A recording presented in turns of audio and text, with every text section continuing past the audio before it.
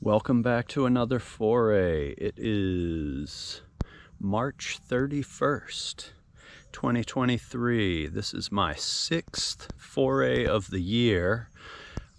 There's a lot of people who can spend every day out during morel season, and I envy you if you are one of those. But I get out as much as I can, and 6 times over a month is actually doing quite well for me. They seem to have rebounded well from the freezes that we had a couple weeks ago.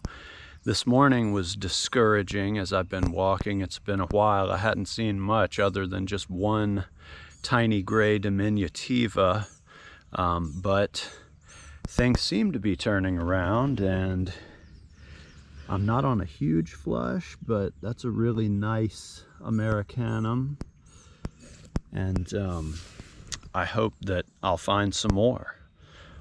I'm seeing a few more here, and it's a nice little cluster coming up.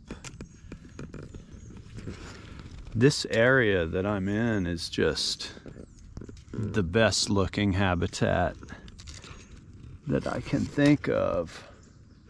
However, last year, some of the most amazing flushes that I filmed in my YouTube content were right in this area, and there were hundreds just everywhere here.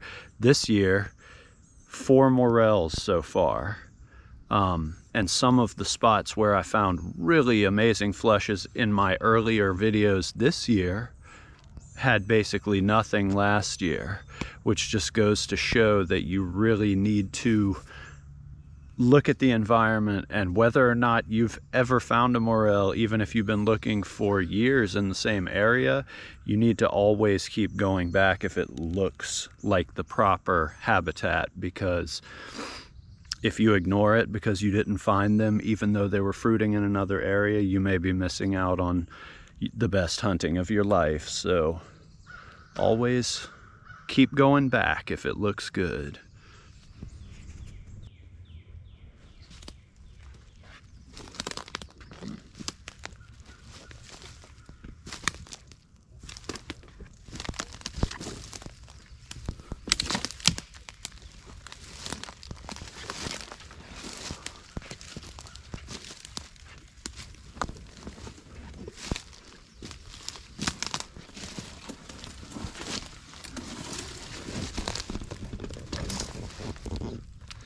Man, that's a nice one right there. Hand-sized. Man, not bad back in here.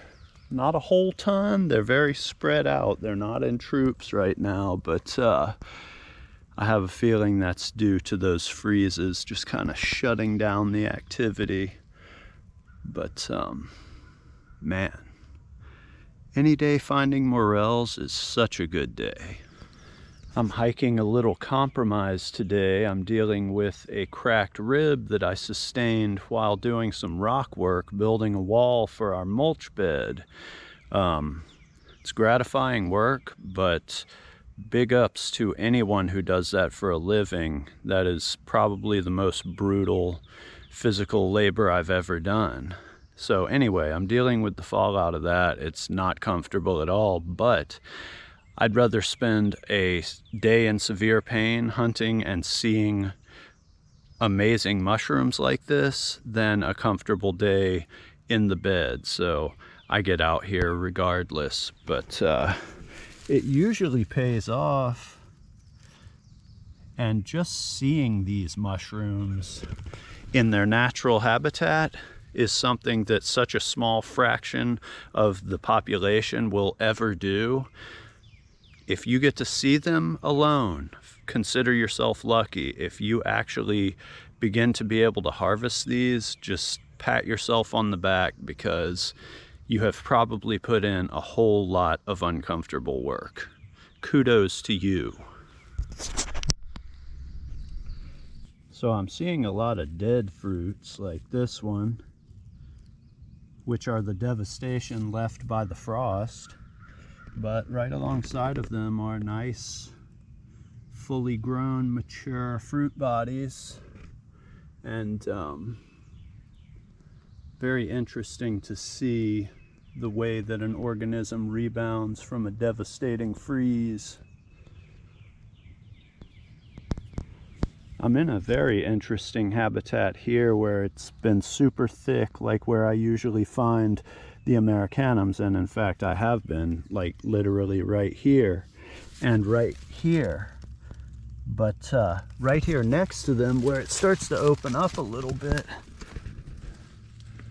these, I believe, yeah, these are diminutiva growing right here side by side, which usually is not what I typically see. It's interesting to see the overlapping environments with the different species growing together.